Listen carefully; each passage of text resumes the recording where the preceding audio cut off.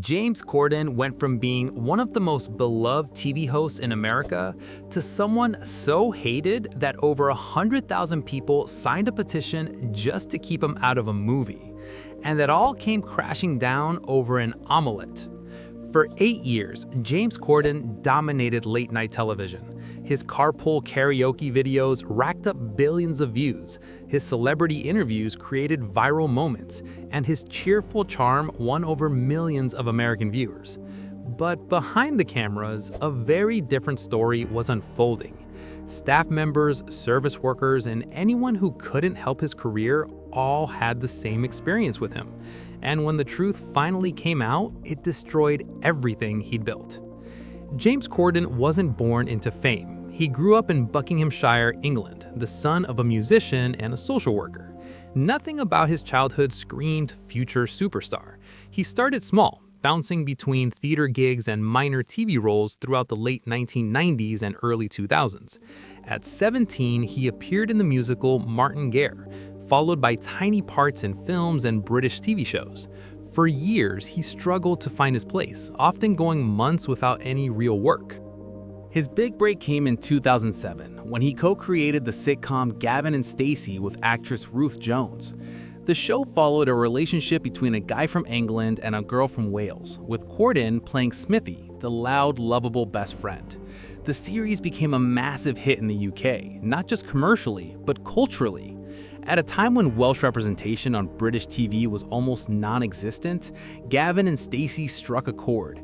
Critics loved it, audiences couldn't get enough, and suddenly, Corden found himself at the center of British entertainment. But fame changed him, and he admits it.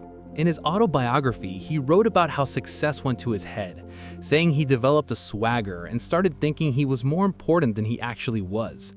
His Gavin and Stacy co-star Rob Brydon became so concerned that he pulled Corden aside and told him directly that his behavior was affecting people. Even his own sisters warned him not to be a jerk.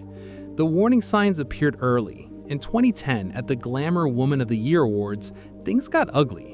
Sir Patrick Stewart criticized Corden's behavior on stage, telling him he looked like he didn't want to be there.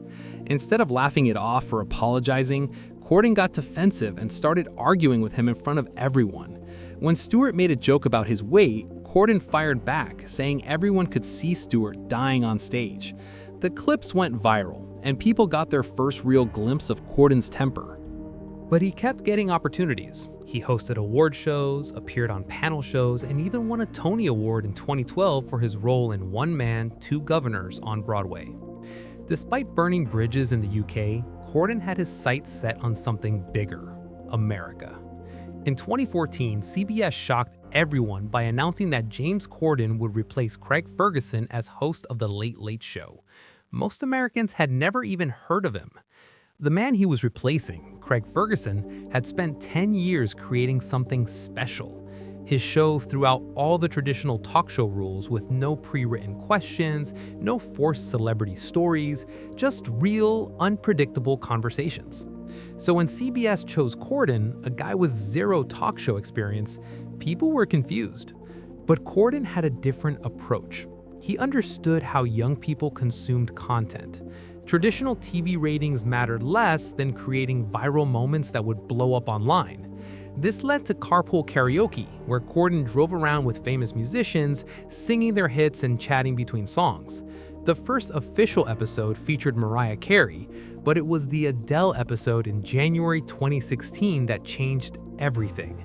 That video got over 260 million views, making it one of the most watched late-night clips ever.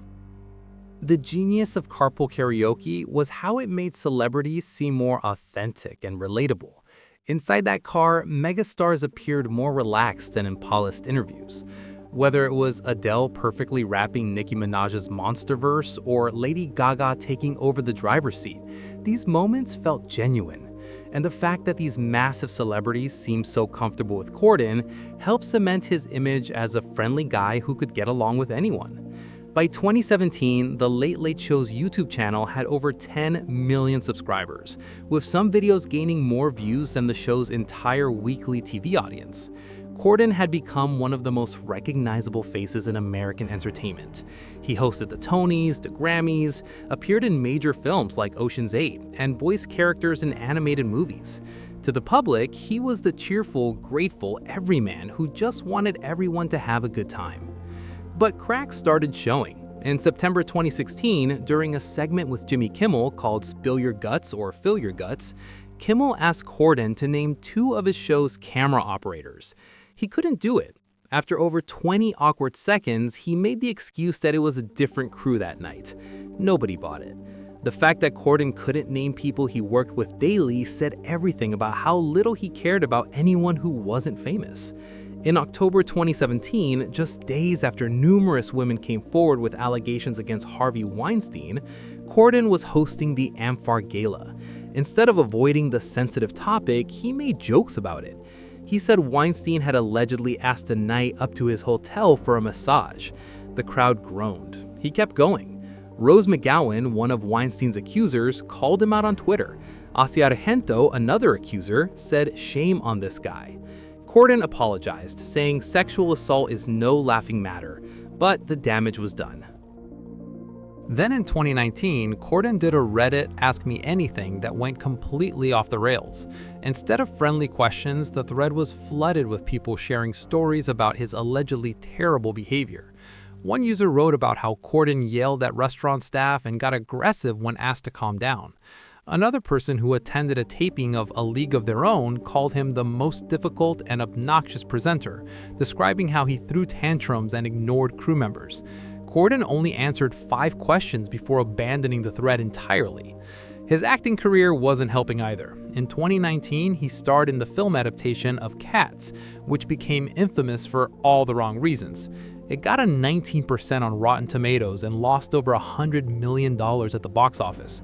When asked about the film, Corden admitted he'd never even watched it, which many found disrespectful to everyone who worked on it. In 2020, he played a gay character in Netflix's The Prom, and critics slammed his performance as relying heavily on offensive stereotypes. Fans of the musical Wicked were so worried he'd be cast in the film adaptation that they started a petition to keep him out. It got over 100,000 signatures. But nothing prepared anyone for what happened in October 2022.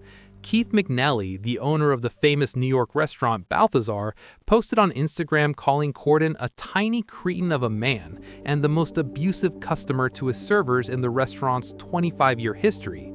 McNally shared manager reports detailing 2 incidents. In June, Corden allegedly found a hair in his food and demanded free drinks, threatening to leave bad reviews on Yelp. Then in October, his wife's omelet came out wrong twice, and according to the report, Corden yelled at the server saying they couldn't do their job and maybe he should go cook the omelet himself. McNally banned Corden from the restaurant. Hours later, after Corden allegedly called to apologize, the ban was lifted. But then Corden did an interview with the New York Times where he said the whole thing was silly and that he hadn't done anything wrong on any level. McNally was furious and posted again, saying Corden needed to admit what he did. Finally, on his show, Corden addressed it. He claimed he didn't shout or scream, didn't get up from his seat, didn't call anyone names.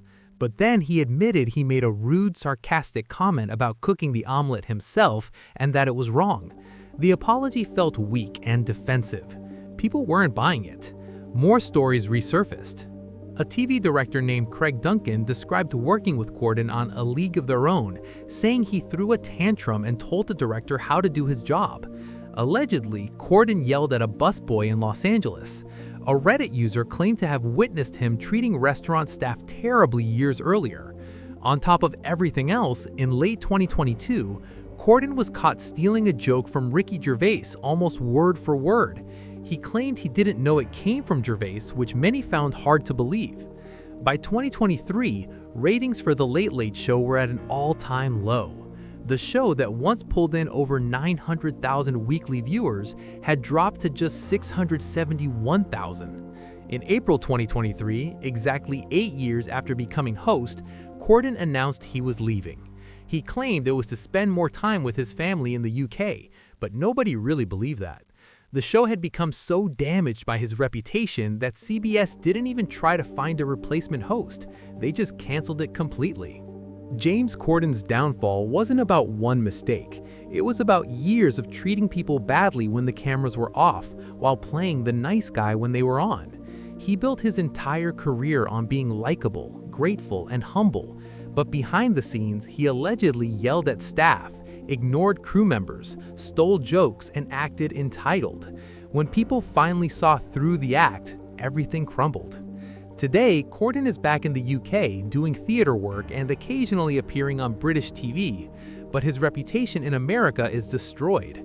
He went from hosting one of the biggest late-night shows to being the subject of online hate and petitions, and it all happened because he forgot one simple rule: treat people with respect, especially when nobody's watching.